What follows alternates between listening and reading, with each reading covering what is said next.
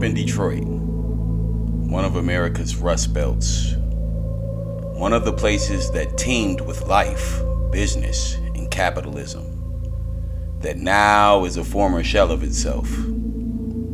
My neighborhood was not too far from the old Packard plant, which still, to this day, stands tall and marvels amongst the city as a relic.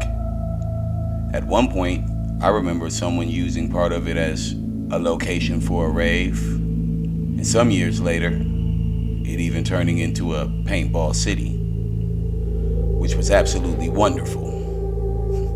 But when you fast forward time a little further out, it sits lifeless once again.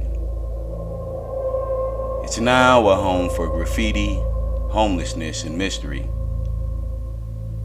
Back in the day, like young teenage boys did, we would often explore it. We would gear up by grabbing weed, beers, snacks, and portable boom boxes. We used to treat it as our chill spot.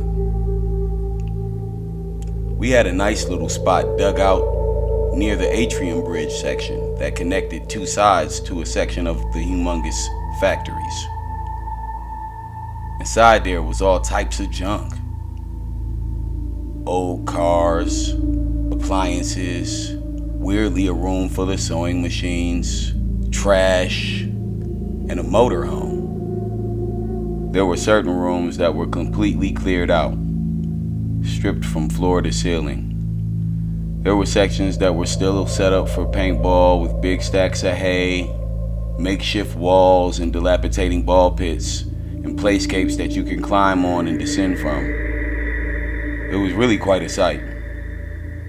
Now, the one thing that really stuck out was the motorhome. Always locked up tight for years.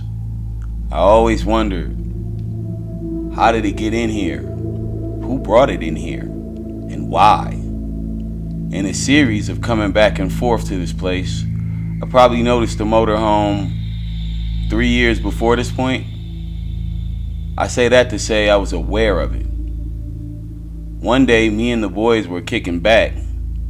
We had a few beers apiece, a plethora of blunts between us, and all Friday afternoon. Our plan was to smoke and drink until the early evening and then attend a house party that was happening not too far away from my neighborhood on the other side of the freeway. I was already dressed to go to the party.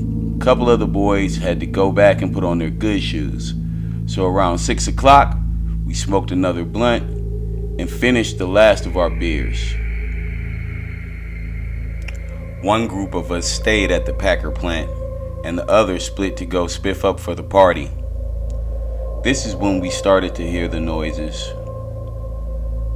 We started to hear the noise as the batteries in the boombox we had started to go out. Now, I don't know if you've ever heard the sound of a boombox with dying batteries, but it's super demonic. So as we didn't have replacement batteries, and the music was one of the things that helped the vibe of the Packard plant, without a good beat going, it seemed like less of a clubhouse kickback and more of the start of a scary movie. I argued the homie into turning off the boombox as it sounded like rock music played backwards times 10 to the 50th power. After we cut the music off is when we heard it. Well, it's also kind of what we didn't hear.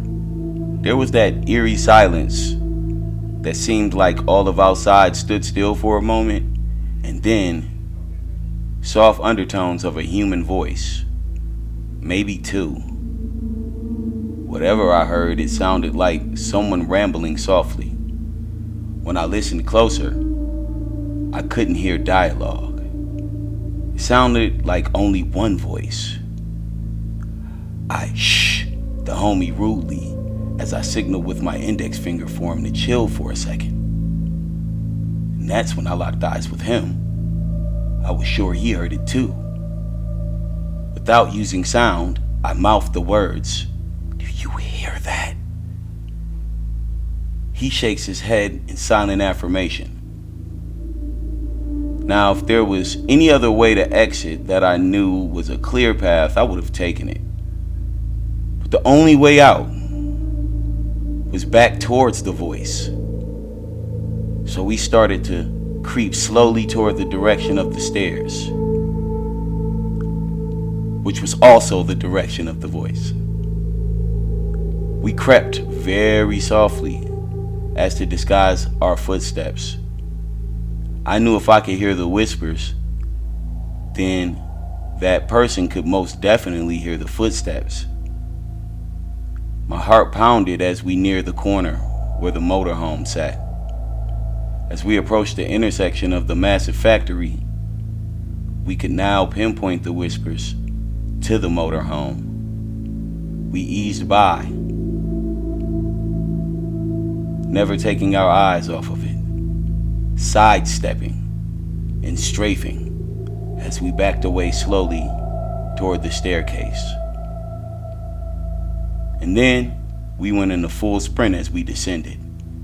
Snickering with nervousness, I take a quick peek up at the top level from which we came, only to be consumed by horror. As I glanced upward, what I saw sent shivers through me. I locked sight with a wild-eyed, disheveled man holding what seemed to be a machete. He let out a scream that curdled my insides, then proceeds to hurl bottles down at us over the edge. When we reached the ground level, the only light was from the pink sunset shining from the edges of the building. We still had to make our way a good half mile through the factory, and I could hear the guy clambering down the staircase with the occasional cling of his machete. The thing is, there are no clear paths, so you have to watch your step at all times on the ground level. From rusty nails to crumbling floorboards, it was like a real-life Mario platformer. There was the occasional container with nothing in it, built perfectly for you to trip over. It was an obstacle course, to say the least. And with a wide-eyed, crazed man chasing you, it becomes even more dangerous. By the time we made it out, we realized we left the boombox. And to be honest, we never went back for it. We met up with the guys at the party and told them about what happened. We laughed and joked about it, as kids do. But now that I think back on it, our lives were possibly in real danger. We thought about going back to get the boombox, but ultimately decided that it wasn't worth it.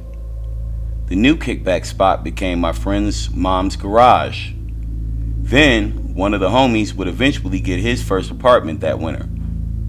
Fast forward to present day, the atrium bridge had to be removed because of structural integrity. So our old chill spot is quite literally history at this point. Actually, a forced demo has began to take place on a big part of the Packard as of last month. Soon it will all be a memory of Detroit's glory days, when Cadillac and Packard duked it out for bragging rights.